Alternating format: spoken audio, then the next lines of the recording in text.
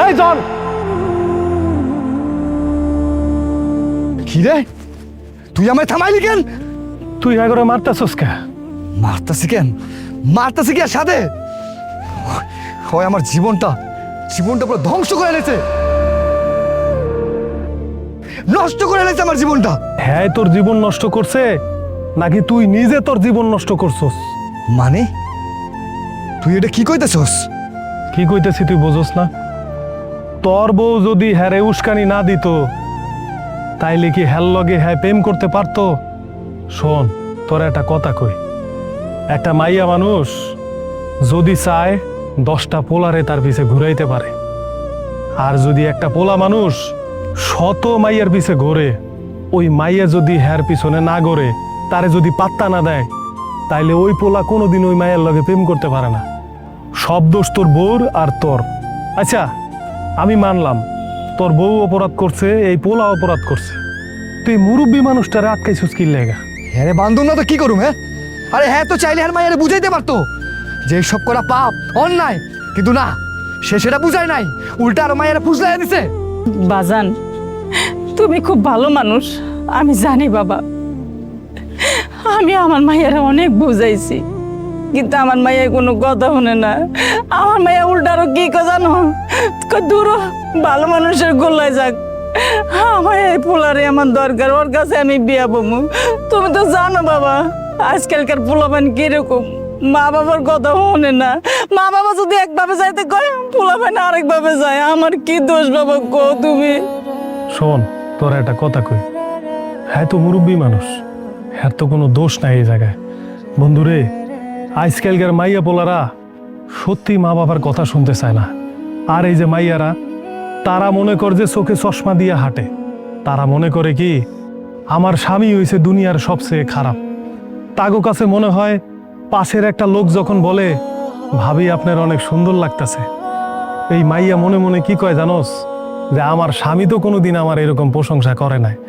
কিন্তু ওই বউ এইটা চিন্তা করে না যে আমার স্বামী সারাদিন গাধার মতো খাটে, খাইটা পিটা দুর্বল হয়ে ঘরে আসে, একটু রোমান্টিকতা করার সময় তার নাই।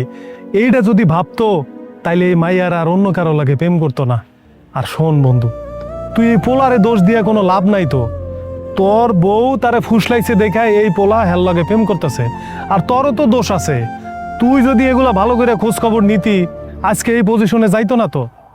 হরে বন্ধু, তুই ঠিক কথা কইছস, সব দোষ আমার দোষ, সব ভুল অন্যায় আমি করছি। আর আমি যদি দোষ না করতাম, অন্যায় না করতাম, তাহলে এত বড় ধোঁকাবাজি আজকে আমার সহ্য করতে হইতো না। এই প্রবাসের মাটিতে দিনের পর দিন রাত পরিশ্রম কইরা, গায়ের রক্তরে পানি কইরা টাকা কামাইছি, এই সব টাকা হ্যার অ্যাকাউন্টে আমি দিছি। আমি যে জমি জায়গা যা কিছু কিনছিলাম না, সব কিছু এর নামে করছি। এইটাই তো আমার দোষ। অনেক বেশি ভালোবাসছিলাম রে, ভালোবাসি আজকে আমি নিঃস্ব হয়ে গেছি, পথের ফকির হয়ে গেছি। মাইছে ঠিক কথা কয়, বেশি ভালোবাসলে এমনই হইতে হয়। আমার মতো যেন কেউ অন্ধের মতো না ভালোবাসে দোস্ত, কেউ না বাসে, কেউ না বাসে। শোন বন্ধু, হয় যেটা করছে না আমার লোকে, এইটা ওই বেইমানি করছে, ও একটা বেইমান। আচ্ছা, তোর বউ তোর লাগে বেইমানি করছে নাকি তুই বেইমানি করছস?